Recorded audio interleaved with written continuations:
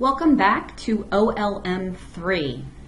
In video 1 of this OLM, we learned all about introductions for our speech. We learned that there are 5 required components of an introduction. Similarly, it's now time to learn how to conclude our speech. Conclusions sum up the message in the body of your speech and then leave a memorable impression, almost like a tattoo on the brain. It's the speaker's responsibility to make sure that the audience understands and retains the message that they have just received. Just as we had 5 required components of an introduction, we have 3 required components of a conclusion. In your conclusion, you should first signal or transition into your conclusion. Second, summarize your main points. And finally, you should finish with a memorable clincher. Before we get into the specifics of the 3 required components, it's helpful to understand the concepts of the primacy and recency effect. This essentially states that people tend to better remember information presented first or last. In addition, they remember what they hear at the beginning speech at the end. In presenting your appeals to the audience, make sure you take advantage of the recency effect to increase the likelihood of your audience acting on your appeals. The first required component of a conclusion is the transition or the signal to the conclusion. This allows you to use transitional language to let the audience know that you're coming to an end.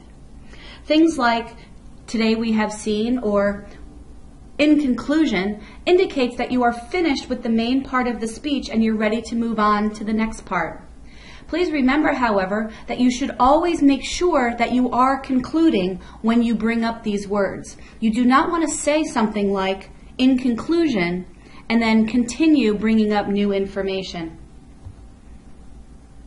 The second required component of our conclusion is the summarization of our main points.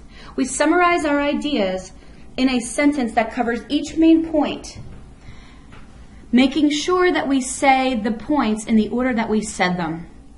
We again visit the old adage of tell the audience what you're going to tell them, and then tell the audience what you told them.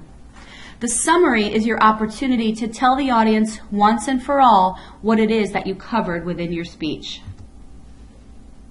The final component of our conclusion is to finish with a clincher device, something that leaves an imprint on the audience's brain. This is your opportunity to really send home the message that you want them to receive. A good tip for a clincher is to tie that into your introduction somehow. A few ways that we can conclude our speech is to end with a striking sentence, phrase, or quotation.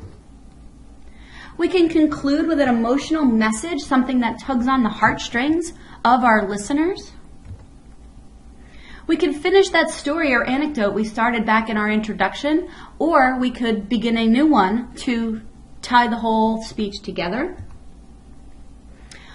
And we can end with a suggestion or a call to action.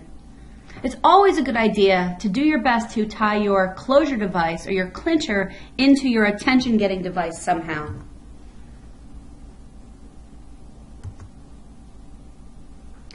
A few tips when you are actually concluding your speech. As I mentioned before, when you are concluding, make sure that you are concluding. Also, it's really important for you to write out your introduction and your conclusions after you've written the body of your speech.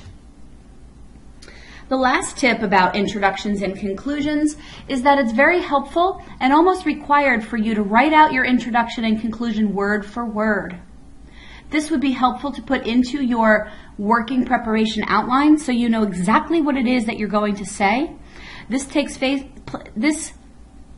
places the primacy and recency effect into play by allowing your audience to fully and completely understand what it is that you're talking to them about. As our video comes to a close, I'd like you to once again work on your building blocks activity worksheet. Here, I want you to take the opportunity to actually create a 5-component introduction. You can go ahead and use the attention getter that you created earlier, but I'd like you to write out on your sheet these 5 required components of the introduction.